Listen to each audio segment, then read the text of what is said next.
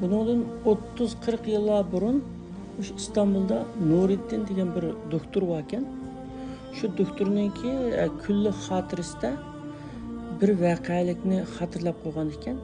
Yaqinda uni sosyal medyada e'lon qilibdi. Şu voqealikda Sarab ismli bir ayol, 30 yoshli bir ayol rak kasaliga giribdor bo'lib qolib, chet elga chiqib davolanishga urinibdi, ammo iqtisodiy ahvoli yetersizlikdan mo'shin qaysi sabab bilan bo'lsin chet elga chiqolmabdi. Shuning bilan bu Nuriddin degan kishining Qashqa kelib davolanishga boshlabdi.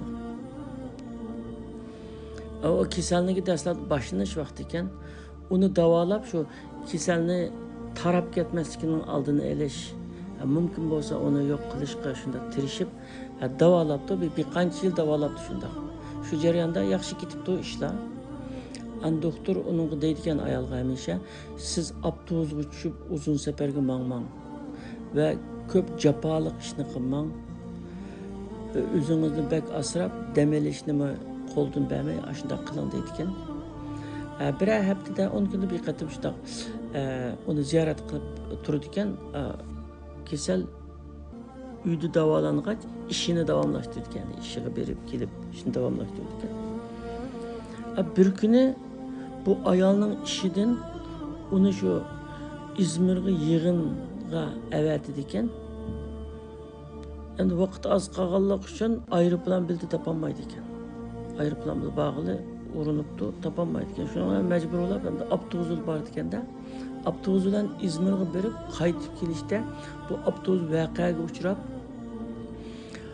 6 soat bu ayol avtobusning ichida endi qolibdi. Aşağıda sıkılıp qolibdi avtobusning ichida, ammo uning binasi bo'lmabdi, biroq avtobusning ichidan chiqarilib bo'lg'uchilar 6 soat shada bek chiqib tatib ketibdi, ya'ni ruhiy holati ham har tarafdan bunday nachar bo'lib ketibdi.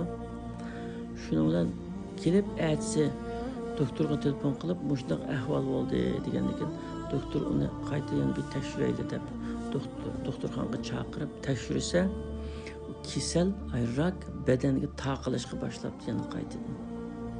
Bu ish chataq bo'libdi, endi qo'limizdan kelgancha buni to'xtatishga tirishayli deb shu davolabdi, ya'ni davolab uzunga qolmay doktor debdi, endi bu badanga bekchiq taqilib ketdi, to'xtamay qoldik. Sizning bir 2-3 oylik vaqtingiz qolgan o'xshaydi. Ömrünüz shunchalik qoldi. Endi shu ömrünüzdə kunlaringizni yaxshiroq o'tkazing deb unga tavsiya qilgandan keyin ayol Allah'ın takdiriga men rozi, Allah shu ömrni menga beribdi, eng oxiri shu kasalni sepdi, balki shu kasal bilan mening gunohlarimni yuvib, o dunyoga pak ketishim mumkindir.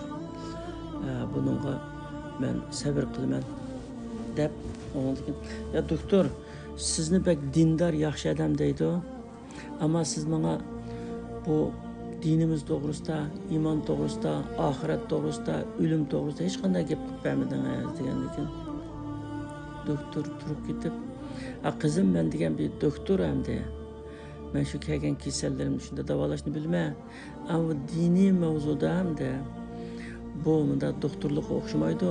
Bu iymon masalasi. Chin qalbingizdan dinga shunday muhabbatingiz, Allohga bo'lgan muhabbatingiz chin qalbingizdan kelsa, bu ish hal bo'ldi. Uni o'rganasiz" degandan keyin men chin qalbimdan Allohga talpinyapman hozir. Men shu oxirat to'g'risida, o'limning haqiqati to'g'risida bir narsani o'rgangim keldi. Bilguningizni menga deb bergan bo'lsangiz degandan keyin doktor, men o'zimning bilguncha sizga tushuntiray deb har kuni az-azdan tushuntirib bir narsani o'rgatdi ekan.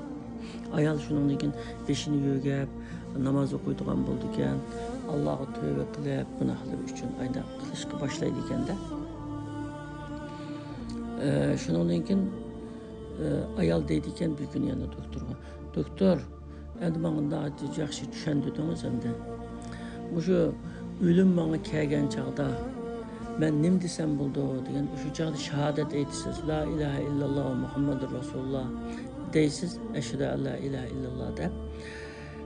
Agar siz ilki hazır çık gap qılanmay japa tatıvatsız. Bu çağda eğer şehadatın hemmeni aytanmay qilib qalsangiz, ölüm qistap kelgan chaqda Allah Allah deb Allah degan lafzni eshitsangiz, shumi kifoya qildi o deydigan.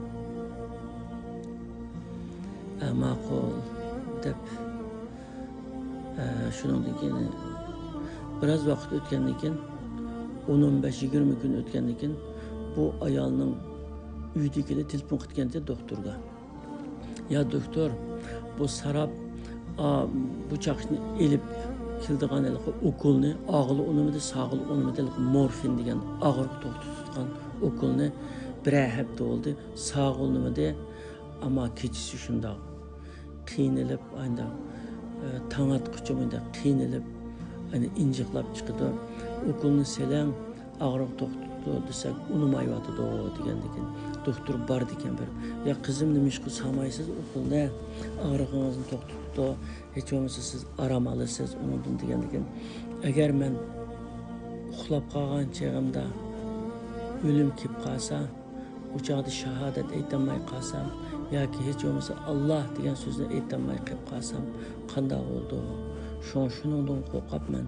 Yani ölüm bana uxlab qolgan chog'imda kelmasin, o'sha bachaqda kelsin deb shu aynda qildi dedikan. Shuni doktor aytdi, ta'sirlab ketgan bundan. Undan keyin qanday qilmaymiz doktor degandan keyin to'xtab men sizga bir o'yinib so'rab javob beray deb aytsa telefon qilib aytgan. Qizim, okulni siz selavering. Okulni siz selavering. İnşallah sizga uxlab qolganda kelmaydi o'lim. Siz shahodatni aytasiz inşallah. Siz qalbingizda, og'zingizda bu shahodatni takrorlab turgan ekansiz. Allah sizga shu fursatni berdi.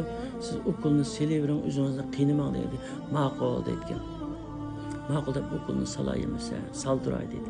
Yana bir gapni so'rasam bo'lamdi doktor degan, so'rang degandan keyin Azrail ölüm periştisi doğrusunda bana ma'lumot berdiniz.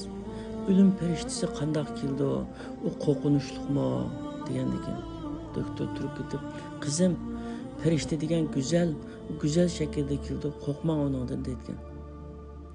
Ma'qul deb shundan keyin bir qancha kundan keyin doktorga telefon keldi ekan, sarab tugab ketdi degan. Shuni bilan adam İnna lillahi ve inna ileyhi raciun deb endi shu ta'ziyaga boray deb ta'ziyaga bordi ekan. Berib ta'ziyada tursa, mushu sarab degan o'sha ayolning kesini boqqan bir ikki tuqquni ayol doktorning qishib, doktor, bu yerda ajoyib bir mo'jizalik ish bo'ldi, uni deb beray sizga. Bugun bu sarab o'rnidan qo'polmay bir qancha kundan beri o'rnidan qo'polmay midirlmay yotgan sarab ondan turib, tertilib, namazga kelib, 2 rakat namoz o'qidi. Normal saq odamdek 2 rakat namozni o'qidi. Namozni o'qib bo'lib, uni yotdi, yetib shahodatni aytib, olamdan ketdi. Ama bu sakaratga tushgan vaqtida u dediki, doktorga deb qanlar, Azrail o kishi degandimi bek go'zalkan dedi, shuni bilan nefesini üzde deydigan. Şu doktor bunu anlatmadı, yig'lab ketadi ekan. Shuni alayda bir voqelik deb xotirasiga shuni yozib qo'ygan ekan.